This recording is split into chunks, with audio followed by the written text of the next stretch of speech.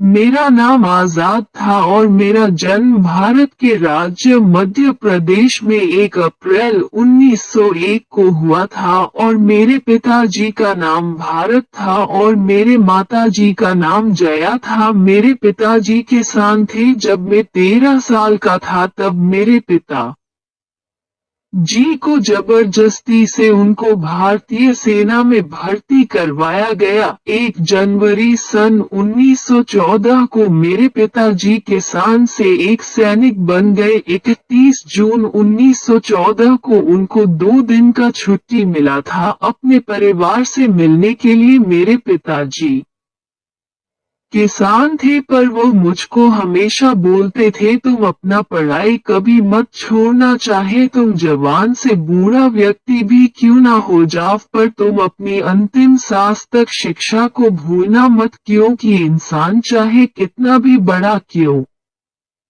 ना हो जाए पर शिक्षा वो चीज है जितना मिले उतना ही कम है। चाहे आप कितना भी बड़ा ज्ञान प्राप्त कर लो तुम कभी भी उसका अंत नहीं पा सकते हो। ज्ञान अनंत है, जो तुमको जितना मिले उतना कम है। कोई भी व्यक्ति जब जन्म लेता है और जब वो व्यक्ति मरता है तब वो इस दुनिया में कुछ छोड़ता है, वो उसके ज्ञान है, क्योंकि तुम्हारा शिक्षा ही तुमको सही और गलत के कर्मों को सीखता है। ये तुम पर निर्भर है कि तुम किस रास्ते का चुनाव करते हो और तुम्हारा चुनाव से ही तुम्हारा कर्म जाना जाता है और तुम उस कर्म से तुम्हारा नाम अमर हो जाता है।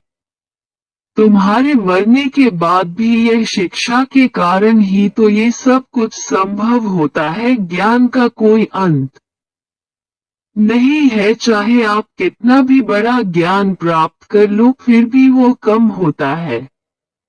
मेरे पिताजी के बातों को मैं सुना और 2 जुलाई 1914 को वह चले गए अपने काम पे। फिर कुछ दिनों के बाद मेरे पिताजी ने एक पत्र लिखकर भेजे थे। उस पत्र को डाकिया ने पढ़कर मेरे माताजी को बताया कि 24 जुलाई 1914 को हमें विदेश जंग के लिए निकलना है, क्योंकि ब्रिटिश शासन ने विश्व युद्ध का ऐलान कर दिया है और हमें ब्रिटिश शासन के साथ यह जंग को लड़ना है।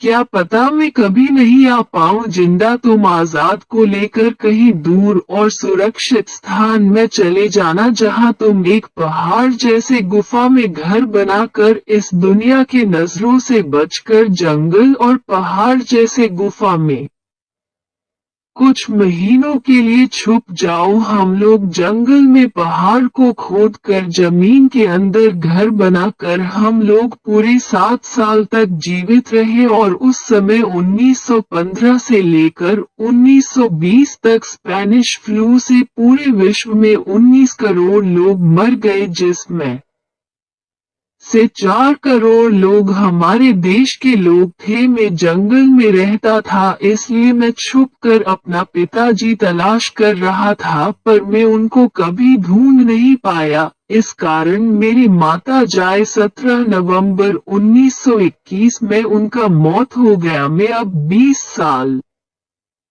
का था और मैंने अपने पिताजी को खोजने के लिए मैं निकल गया और उसके बाद मैंने 1 अप्रैल 1922 को भारतीय सेना में शामिल हो गया, क्योंकि मैं अपने पिताजी को खोज रहा था। इस तरह 1922 से मेरी जिंदगी की कहानी शुरू होती है।